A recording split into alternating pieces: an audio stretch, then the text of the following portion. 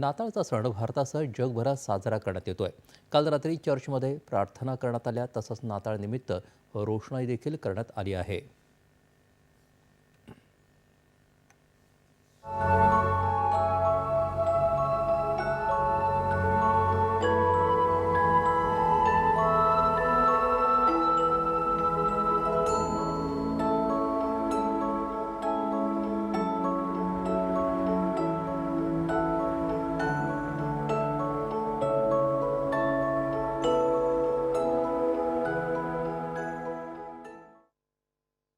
राष्ट्रपती द्रौपदी मुर्मू यांनी जनतेला नाताळनिमित्त शुभेच्छा दिल्या आहेत.